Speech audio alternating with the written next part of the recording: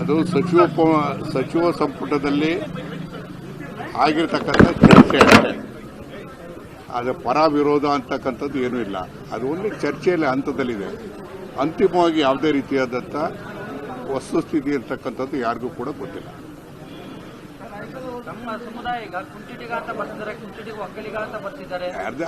ಅದು ಯಾರು ಬರ್ಸಿರೋದಲ್ಲ, ಏನು ವಸ್ತುಸ್ಥಿತಿ ಇರ್ತೋ ಅದನ್ನು ಬರ್ಕೊಂಡು ಬಂದಿದ್ದಾರೆ ಅಷ್ಟೇನೆ.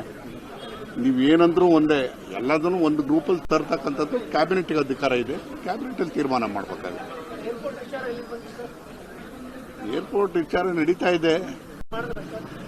ನಾನು ಮಾತುಕತೆ ಯಾವತ್ತೂ ಮಾಡ್ತಲೇ ಇರ್ತೀನಿ. ಅದರಲ್ಲಿ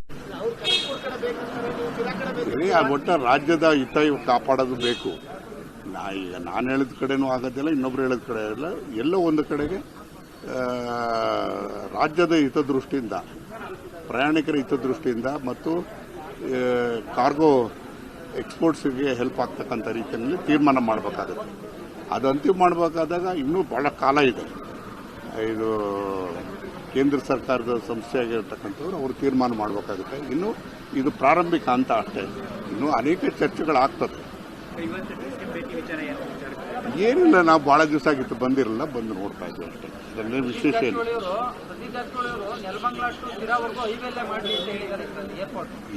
ಈಗ ಯಾರೇನು ಹೇಳಿದ್ರು ಲೆಕ್ಕಲ್ಲ. ಏರ್ಪೋರ್ಟ್ ಅಥಾರಿಟಿ ಆಫ್ ಇಂಡಿಯಾದವರು ಬಂದು ನೋಡಿ ಅಂತಿಮವಾಗಿ ಅವರು ಒಪ್ಪಿಗೆ ಕೊಟ್ಟ ಮೇಲೆ ಅದು ಫೈನಲ್ ಆಗ್ತಕ್ಕಂಥದ್ದು.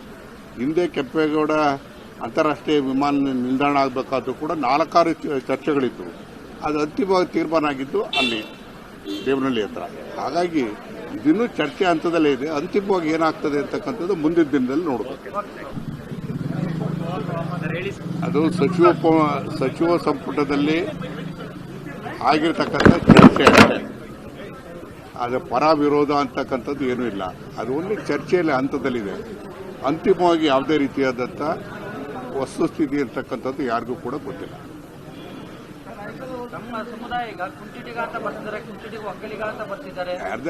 ಅದು ಯಾರು ಬರ್ಸಿರೋದಲ್ಲ, ಏನು ವಸ್ತುಸ್ಥಿತಿ ಇರ್ತೋ ಅದನ್ನು ಬರ್ಕೊಂಡು ಬಂದಿದ್ದಾರೆ ಅಷ್ಟೇನೆ.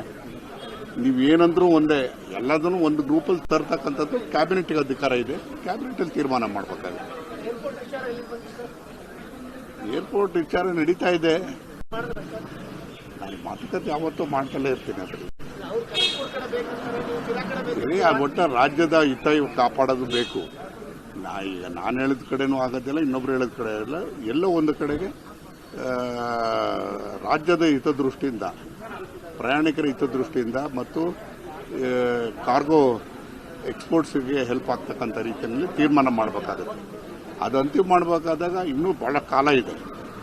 ಇದು ಕೇಂದ್ರ ಸರ್ಕಾರದ ಸಂಸ್ಥೆಯಾಗಿರ್ತಕ್ಕಂಥವ್ರು ಅವರು ತೀರ್ಮಾನ ಮಾಡಬೇಕಾಗುತ್ತೆ. ಇನ್ನು ಇದು ಪ್ರಾರಂಭಿಕ ಹಂತ ಅಷ್ಟೇ. ಇನ್ನೂ ಅನೇಕ ಚರ್ಚೆಗಳಾಗ್ತದೆ. ಏನಿಲ್ಲ, ನಾವು ಬಹಳ ದಿವಸ ಆಗಿತ್ತು ಬಂದಿರಲಿಲ್ಲ, ಬಂದು ನೋಡ್ತಾ ಇದ್ದೀವಿ ಅಷ್ಟೇ. ಅದರಲ್ಲಿ ವಿಶೇಷ ಏನು.